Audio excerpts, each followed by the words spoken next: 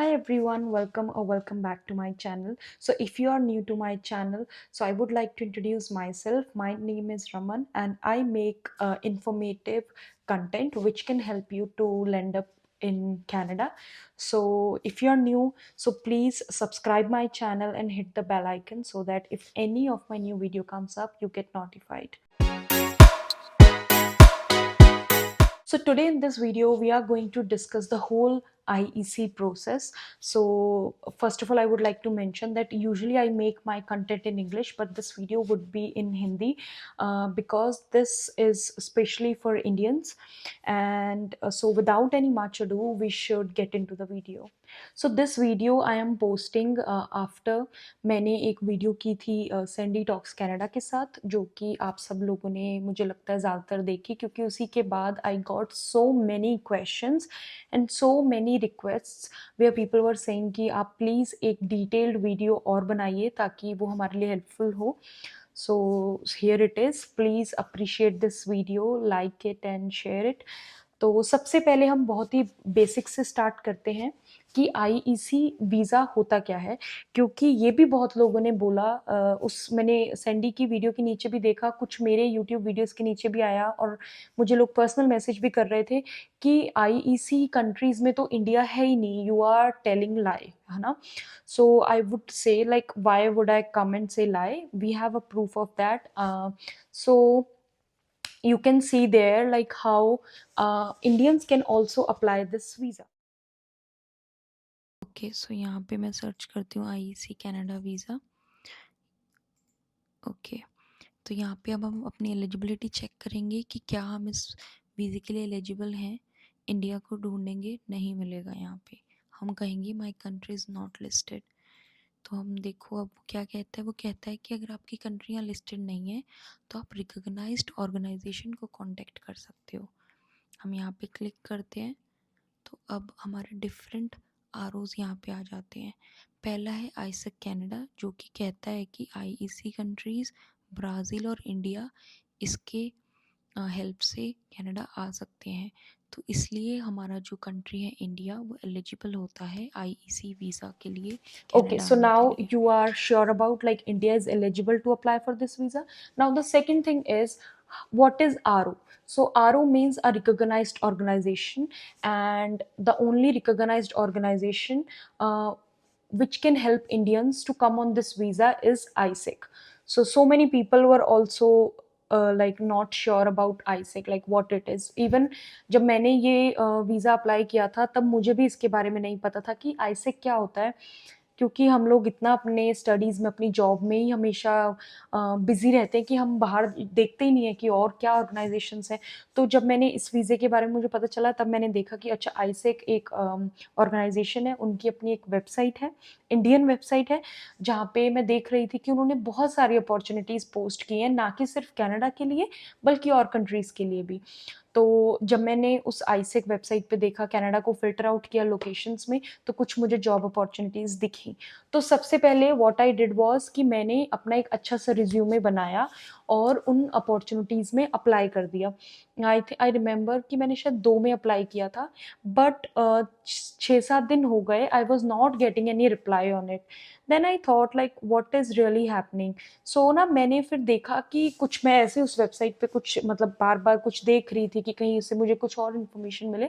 तो then I understood कि जो आईसेक होता है, ये सब कुछ मैंने खुद मतलब रिसर्च किया, मुझे किसी ने नहीं बताया.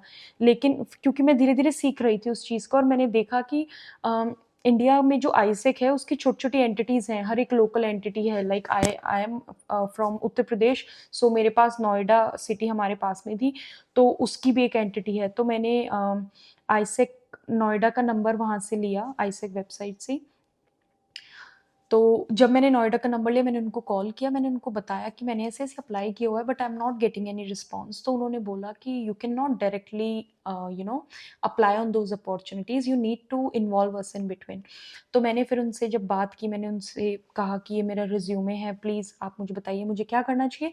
So then what they did was they took my resume, they figured out okay in which opportunities I can apply. वो मुझे खुद से ही पहले पता थी, लेकिन उनका एक वैलिडेशन होता है तो ठीक है, उन्होंने मुझे वो वैलिडेशन दिया. उसके बाद मैंने अप्लाई किया एंड विद इन 24 आवर्स मेरा जो है कैनेडियन आईसेक से रिप्लाई आ चुका था कि like they want me to go for the first round of interview. Okay, so this is the whole process of first contacting the step one to contact local ISEC and then applying to a opportunity posted on ISEC website. सो अभी जो आईसेक की website है उस पर कोई opportunities नहीं है Canada में, क्योंकि यहाँ पे ना आईईसी के सीजन्स होते हैं, ये 12 महीने नहीं चलता है, कुछ टाइम बंद रहता है. उसकी वजह से उन्होंने अभी न्यू अपॉर्चुनिटीज़ डाली नहीं है. So I will suggest you to keep seeing it, like keep checking it regularly, कि जब भी वो नया कुछ पोस्ट करते हैं you immediately apply and keep checking with your local AIESEC entity. लेकिन एक एक्सेप्शन एक यहाँ पे ऐसा भी है कि मेरे एक कोलीग हैं, उन्होंने डायरेक्टली पहले अप्लाई किया, उनको रिस्पॉन्स आ चुका था. उसके बाद जब वो सिलेक्ट हो गए उस अपॉर्चुनिटी के बाद, तब आईसेक ने उनको कांटेक्ट किया, आईसेक इंडिया ने. तो बोथ चीज़ें हो सकती हैं, तो आप देख लीजिए. आपको अगर आईसेक के साथ आप कांटेक्ट कर पा रहे हैं करिए, अगर आप नहीं कर पा रहे हैं तो आप डायरेक्टली भी अप्लाई करो, डोंट वेट. और एक चीज़ और, आज like in the morning when I woke up I saw my ISEC local entity like in India, ISEC Noida. So the guy who was helping me from ISEC, तो उनका मुझे एक message आया हुआ था जिसमें उन्होंने बोला कि like due to my videos so many people are calling ISEC entities in all around India. और क्या होता है जनवरी में ना ISEC का ट्रांजिशन होता है, तो कुछ लोग चले जाते हैं और फिर कुछ नए लोग आते हैं. तो शायद आप लोगों में से जो कुछ लोग आईसेक को कॉल कर रहे होंगे और कुछ आंसर्स नहीं मिल रहे हैं, दैट इज़ बिकॉज कि शायद वो लोग अभी उस पोजीशन से हट गए हैं, अब नए लोग आए हुए हैं, पर वो शायद नंबर्स अपडेट नहीं हुए अभी उनकी वेबसाइट पे. तो मैं ना जो आईसेक नोएडा जिन्होंने मेरी हेल्प की थी, उन्होंने मुझे इस चीज़ की परमिशन दी है कि मैं उनका नंबर यहाँ पे शेयर करूँ. तो आप लोगों को अगर अपने आईसेक लोकल एंटिटी से कोई रिप्लाई नहीं आता है, then please contact this number. I will put that on the screen. Okay, so this is for the AIESEC whole part. Okay, now जब आपने अपॉर्चुनिटी कर ली है अप्लाई और आपको रिस्पॉन्स आ गया है इंटरव्यूज़ के लिए, तो दो तरीके के रिस्पॉन्स आ सकते हैं. फर्स्ट तो होगा कि आपका फेस टू फेस एक इंटरव्यू होगा आईसेक कनाडा के साथ, जो कि मेनली एक एचआर इंटरव्यू नहीं होता, लाइक वेयर दे विल जज you on your behaviour and all those things, technical नहीं होगा वो. या फिर दूसरा वे फर्स्ट राउंड का हो सकता है कि वो आपको एक गूगल डॉक्यूमेंट भेजेंगे जिसमें they will ask so many questions. आपको हर एक क्वेश्चन का रिप्लाई करना है, वो भी बिहेवियर ही होगा, आपका एक्सपीरियंस वगैरह पूछेंगे वो सब कुछ, और आपको एक इंट्रोडक्शन वीडियो मांगेंगे. तो वो introduction video I think 1 minute की होनी चाहिए, जिसमें आप अपने आप को एक बहुत अच्छे से इंट्रोड्यूस करो. तो ये आपका फर्स्ट राउंड होता है. जब आप इस राउंड को क्लियर कर लेते हैं, you get shortlisted. So then you go for the second round which will be a technical round और a company round, like where जिस कंपनी की अपॉर्चुनिटी थी वो कंपनी का डिपार्टमेंट आपका इंटरव्यू लेगा. एंड जब वो आपका इंटरव्यू होगा तो आप you need to give your best.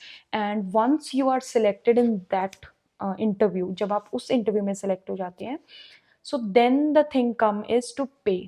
Okay, तब आपको जब पूरा कंफर्मेशन आ जाता है कि okay you are selected and all those things, तब यू नीड टू पे आपका लोकल एंटिटी आईसेक को. जैसे मेरा नोएडा था, तो जब मैं अपनी अपॉर्चुनिटी में सिलेक्ट हो चुकी थी, तब मुझे नोएडा वालों ने बोला कि now I need to pay them a fees which was 21,000 rupees at that time. अभी वो 25,000 हो चुकी है, क्योंकि अप्रॉक्स 1 साल होने वाला है. तो मैंने उनको 25,000 वहाँ पे किए. और इसी दौरान जब मैं सेलेक्ट हो गई थी, तो मुझे आईसेक कनाडा ने बोला कि you go and create your profile on like Canada immigration portal. Okay, so they also gave me a guide to do that, how to do that, all those things.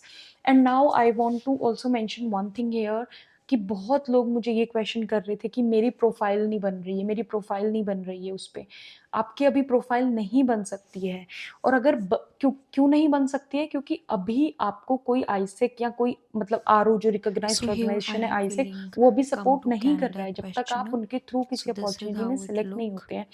क्योंकि So profile तब we will बनती है find out Indians if के लिए, we are क्योंकि जब आप eligible अपनी to apply. Citizenship Indian So डालते हो और check your आप कहते हो कि अभी eligibility. तो हमें कोई आरओ नहीं कर रहा है What would support, you like to तो do आप in एलिजिबल Canada? ही नहीं हो। IEC travel and आप work. इंडियन हो, आपको How RO long are you support कर रहा planning है, to तभी stay? आपकी प्रोफाइल Temporary वहां पे more बन than 6 पाएगी। months? तो please don't go Select the directly to create don't your select here profiles there. permanently. So पहले they will आपको feel like you're आईसेक के just थ्रू not किसी coming job opportunity for a में work apply visa. करना है, You are आपको फिर coming उसके for a बाद intention सिलेक्ट of होना है, getting उसके permanent बाद ही resident आपकी here. So प्रोफाइल। don't now do the this. Second step is Always to select temporary go more towards than 6 creating your months. profile, and Then before select creating the your code. profile हम you यहाँ पे need to code do a हमारे passport questionnaire। का select Okay, so I करेंगे. will be linking this questionnaire link India. in the description।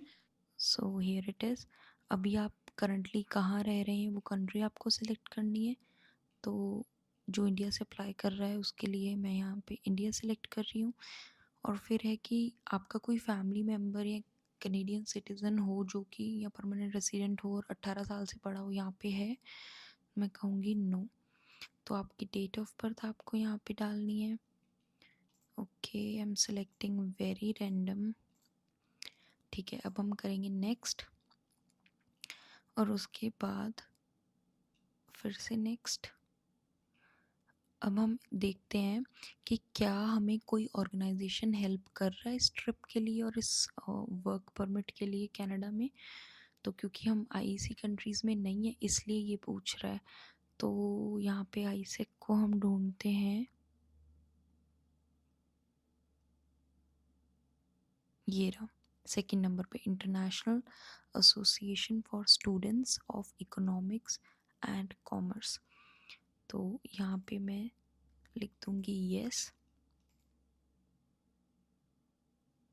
अब मैंने click किया next पे. It's loading and this questionnaire link also I will provide in the description box. तो यहाँ पे है find out if you are eligible to apply. तो हमें अब एक रिकॉग्नाइज ऑर्गेनाइजेशन सेलेक्ट करना है जो हमें हेल्प कर रहा है और जो हमें एक आरओ लेटर देगा जो प्रूव करेगा कि वो हमें सपोर्ट कर रहा है, वो है आईसेक. अब हम क्लिक करेंगे नेक्स्ट. किस कंट्री के हम परमानेंट रेसिडेंट्स हैं. तो हम हैं इंडिया के. ओके, देन हम करेंगे कि क्या हम यहाँ पे वर्क प्लेसमेंट और इंटर्नशिप के लिए आना चाहते हैं as a part of our studies. No. Do you have a sign letter of offer, contract of employment और internship agreement from an employer in Canada. Yes, हम सेलेक्ट करेंगे येस. क्या हम एक रजिस्टर्ड एट अ कॉलेज और university in your country और citizen. जब मैं आई थी जैसे अभी आप लोग वहाँ स्टडीज़ नहीं कर रहे हैं तो आपका यहाँ पे करेंगे नो, क्योंकि हम किसी कोऑप के लिए नहीं आ रहे हैं. आईसेक हमें सिर्फ हेल्प करता है यंग प्रोफेशनल कैटेगरी के लिए, कोऑप के लिए नहीं. तो आप नहीं आ सकते हो अपने स्टडीज़ के बीच में. तो यहाँ पे अब हम करेंगे कंटिन्यू. तो ये हमारा आ गया पूरा स्टेप बाय स्टेप प्रोसेस. जो भी हमें करना है इस पेज को हम प्रिंट कर सकते हैं और ये हमारे सारे स्टेप्स हैं जो हमें आईईसी के लिए करने हैं. ठीक है, और ये हमारा पर्सनल कोड है जो कि हम यूज़ करेंगे जब हम अपना अकाउंट बनाते हैं आईआरसीसी का, जीसी की अकाउंट बनाते हैं. तो उसके टाइम पे वो हमें एक पर्सनल कोड मांगेगा जो कि हम ये देंगे, जिससे जो भी हमने पीछे इन्फॉर्मेशन फिल की है वो ऑटोमेटिकली वहाँ पे होंगी और हमारा जीसी की अकाउंट बनने के बाद वो ये समझ जाएगा कि हम एक आईईसी प्रोफाइल के लिए अप्लाई कर रहे हैं.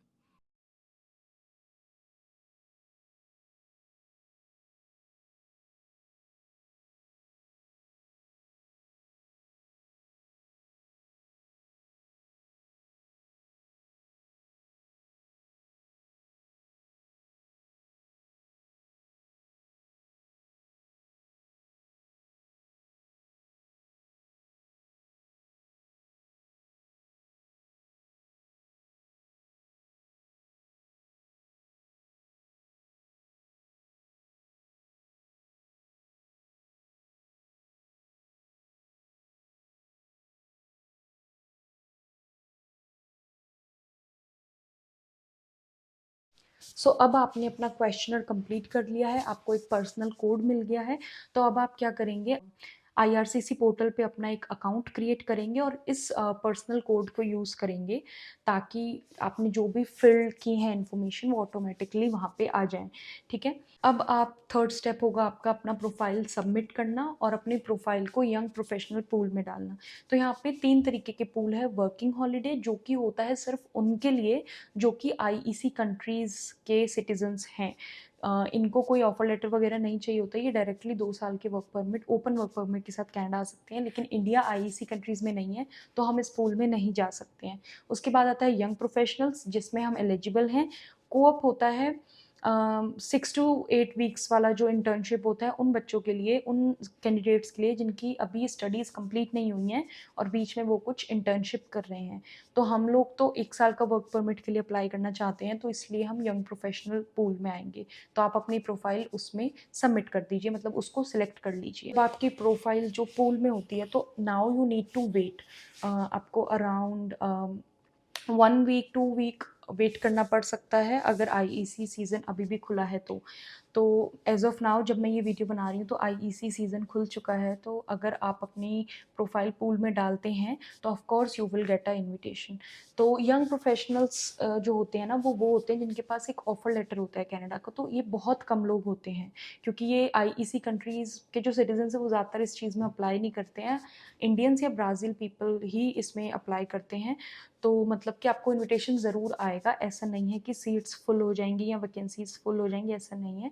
आपको इजीली इनविटेशन आ जाएगा और हर वीक आईईसी अपने नॉमिनेशंस लाइक इनविटेशंस निकालता है।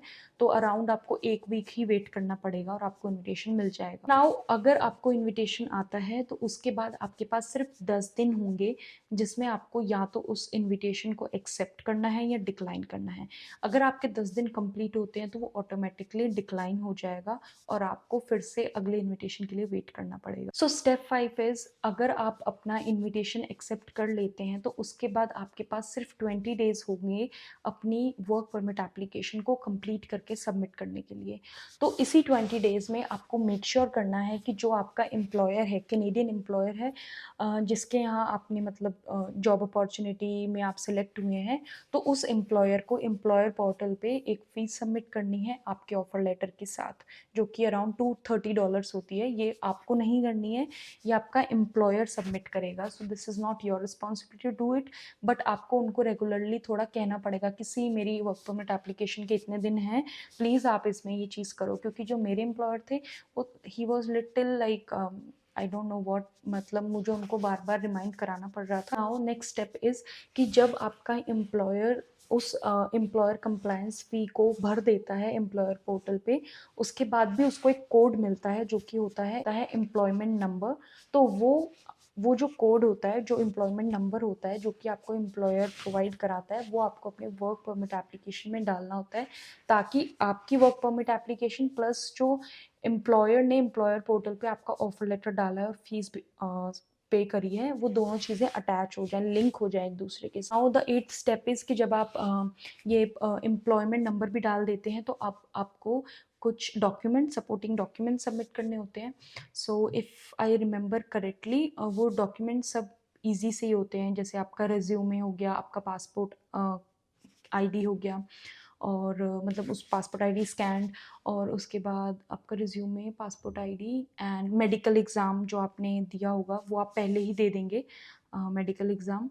तो मेक श्योर कि इस इन 20 डेज़ में आप एक मेडिकल एग्ज़ाम भी बुक कर लें और वो मेडिकल एग्ज़ाम करें, और ये 20 दिनों में ही सब कुछ करें, क्योंकि अगर एक बार लेट हो गए शायद आपको एक्सटेंशन मिल जाए, like but why to make delays in your process, है ना, because may be later immigration will not allow you to extend those days. So आप प्लीज़ मेक श्योर करें कि आप सब कुछ 20 डेज़ में ही कर रहे हैं। और अगर आप इस 20 डेज़ को बढ़ाना चाहते हैं ना, तो एक तरीका ये है जो कि मैंने किया था, क्योंकि उस टाइम पे मुझे ना मेरी मेडिकल के लिए डेट नहीं मिल रही थी, अपॉइंटमेंट नहीं मिल रहा था। तो जो मुझे इनविटेशन मुझे एक्सेप्ट करना था 10 दिन में, वो मैंने 7th डे एक्सेप्ट किया ताकि वो मुझे 6 डेज भी एक्स्ट्रा ग्रेस पीरियड मिल जाए मेरे प्रोसेस, मेरे डॉक्यूमेंट्स को कलेक्ट करने के लिए। तो medical, resume, your passport and one more would be other thing which is very easy, जो कि आपके पास पहले ही होगा, और एक स्ट्रेस और होता है पीसीसी का। तो पीसीसी इज़ ओनली नीडेड अगर आपने आप कभी दूसरी कंट्री में आउट ऑफ इंडिया गए हैं मोर देन 10 डेज के लिए, तो वो आपकी मतलब ट्रैवल हिस्ट्री पूछते हैं आपकी प्रोफाइल में। तो अगर आपने कहीं लिखा होगा कि येस यू वर देयर, मतलब अगर आप गए हो तो प्लीज़ उसको लिखिएगा, तब शायद वो कुछ पीसीसी मांगे। वरना मेरे केस में I was always in India, this is the first time I came to a different country, तो मेरे लिए उन्होंने पीसीसी नहीं मांगा था, क्योंकि पीसीसी भी बहुत टाइम लेती है। तो प्लीज़ आप मेक श्योर करिए कि आप एक पीसीसी का भी अपॉइंटमेंट ले लें इनविटेशन के टाइम पर, ताकि अगर आपको अपॉइंटमेंट जल्दी का मिलता है तो आप वो डॉक्यूमेंट भी अपने साथ रेडी कर सकें। और बाय चांस अगर आप 20 डेज में अपने सपोर्टिंग डॉक्यूमेंट्स आईईसी एप्लीकेशन पे अपलोड नहीं कर पा रहे हैं, तो आप क्या कर सकते हैं, आप 30 सॉरी आपने उन जैसे पीसीसी के लिए, मेडिकल के लिए अप्लाई किया हुआ है अपॉइंटमेंट, लेकिन आपको लेट का मिला है, तो आप जस्ट वो एक प्रूफ्स भी वहाँ पे अपलोड कर सकते हैं। और जब आपका सच में वो हो जाता है, मतलब आपका मेडिकल हो जाता है, आपका पीसीसी आ जाता है, और तब तक आपकी एप्लीकेशन अभी भी प्रोसेस में है, तो आप एक वेब फॉर्म के थ्रू उन डॉक्यूमेंट्स को आईआरसीसी को सेंड कर सकते हैं। So the 9th step is कि अब जब आपका पूरा प्रोफाइल कंप्लीट हो गया है, आपने सारे सपोर्टिंग डॉक्यूमेंट्स अपलोड कर दिए हैं, तो अब आपको अपना वर्क परमिट एप्लीकेशन सबमिट करना है। तो सबमिट आपने कर दिया, उसके बाद आपको उसकी फ़ीस भी सबमिट करनी है। अगर आपने फ़ीस सबमिट नहीं की 20 डेज़ में, तो आपका एप्लीकेशन जो है वो कंप्लीट नहीं माना जाएगा और वो इनवैलिड हो जाएगा।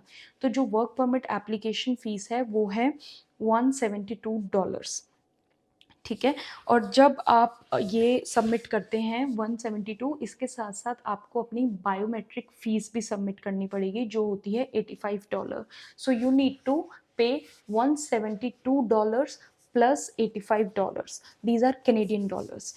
उसके बाद जब आपका वर्क परमिट एप्लीकेशन सबमिट हो गया, आपने फ़ीस भी सबमिट कर दी, आपने बायोमेट्रिक फ़ीस भी सबमिट कर दी, तो अराउंड 2-3 डेज़, कभी कभी लेट भी हो जाता है 1 week, so please don't panic, लेकिन 1-2 दिन में आपको आपका BIL आता है, रिसीव होता है, जो कि होता है बायोमेट्रिक इंस्ट्रक्शन लेटर।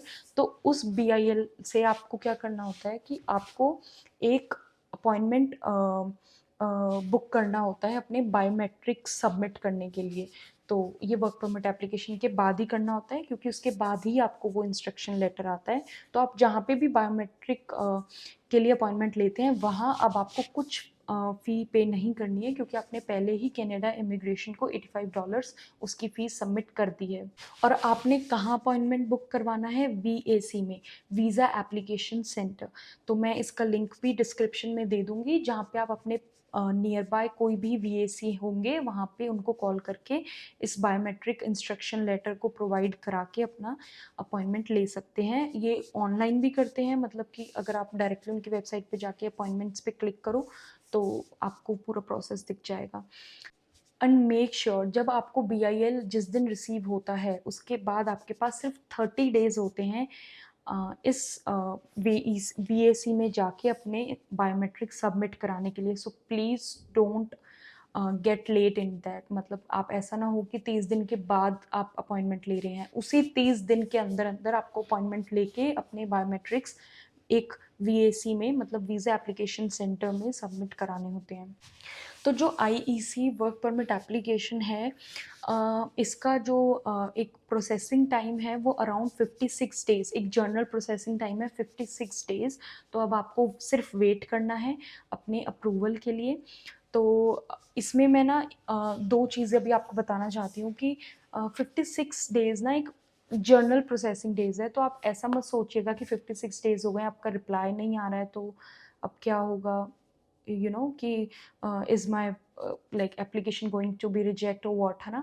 तो like for my case it took around, I submitted my profile on 7th of November, I believe, yeah, and I got my approval on 3rd of January.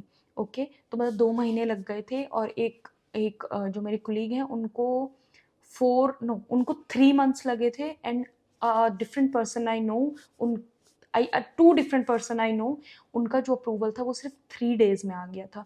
This is all about like I think luck, है ना, कि आपका application कब approve होता है. But अगर late होता है, don't worry about it, it will be very smooth, so don't worry. और एक सेकेंड सिनेरियो मैं आपको यहाँ पे एक्सप्लेन करना चाहूँगी. I know other 2 people as well जिनका पहले काफ़ी लेट हुआ और फिर रिफ्यूज़ल आया. तो वो रिफ्यूज़ल इसलिए आता है क्योंकि यहाँ के जो कैनेडियन इमिग्रेशन ऑफिसर्स होते हैं उनको लगता है कि आईईसी तो सिर्फ आईईसी कंट्रीज़ के लिए है, इंडियन नहीं अप्लाई कर सकता, तो वो डायरेक्टली रिजेक्ट कर देते हैं. लेकिन उन केसेस में आपको क्या करना होता है, आप उनको फिर से एक वेब फॉर्म सेंड करो, उनको बोलो कि मैं इंडियन हूँ, हाँ, लेकिन मैं एक आरओ के थ्रू इस चीज़ में अप्लाई कर रहा हूँ. तो सेकेंड टाइम में वो फिर एक बार फिर से प्रोसेसिंग करते हैं और वो यूजुअली फिर आपको अप्रूवल दे देते हैं. ये 2 केसेस में रिफ्यूज़ल्स आए थे, पर उनको एक हफ्ते बाद अप्रूवल्स भी दोबारा से आ चुके थे. तो प्लीज़, मतलब मुझे लगता है कि ये सबसे ईज़ीएस्ट इमिग्रेशन प्रोसेस है.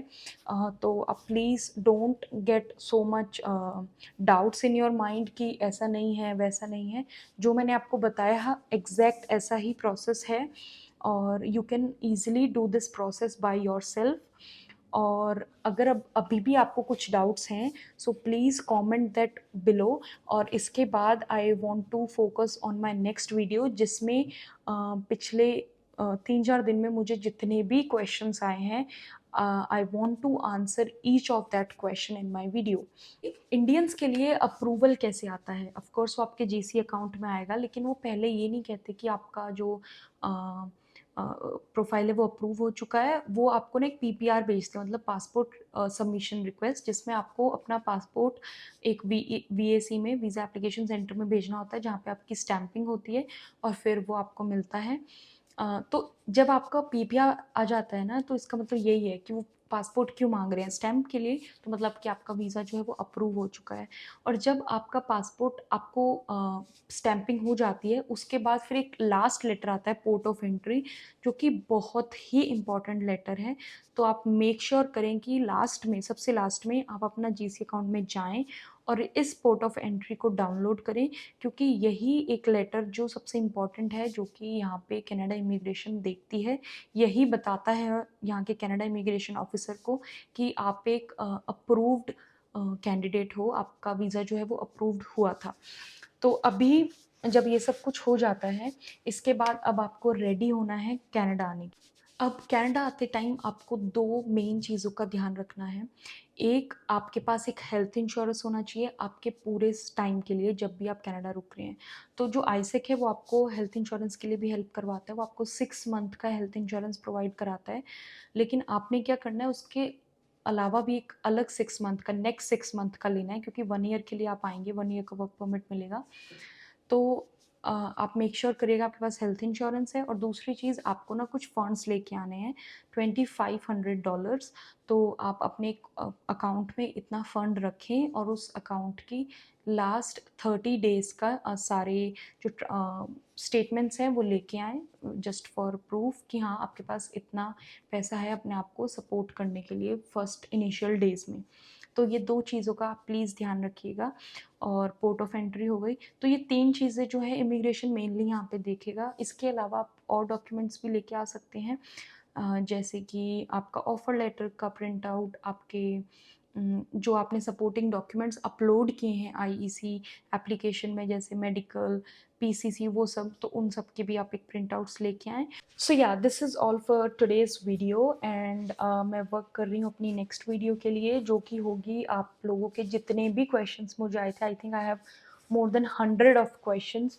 So I will make sure कि उनमें से जो भी इम्पॉर्टेंट क्वेश्चंस हैं, और maybe I think I will address each of the question, ताकि मैं आप लोग के डाउट्स को क्लियर कर सकूं. तो please wait for my next video, which will be also very helpful for you all. And subscribe to my channel, share my video, like my video, press the bell icon to always get notified with my new videos. And your subscribing and liking my video always motivates me to post helpful content more and more. So yeah, thank you, bye, take care.